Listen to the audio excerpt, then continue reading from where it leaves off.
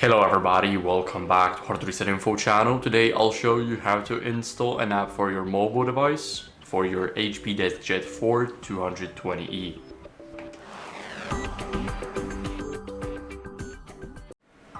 So first visit the Play Store and here search for apps and games. Now type HP and here we will have the HP Smart.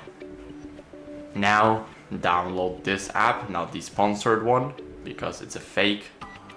So let me show you guys. Here we have the smart printer. We don't install this one, we install the HP Smart. Now we can open it and as you guys can see, here we need to allow the notifications.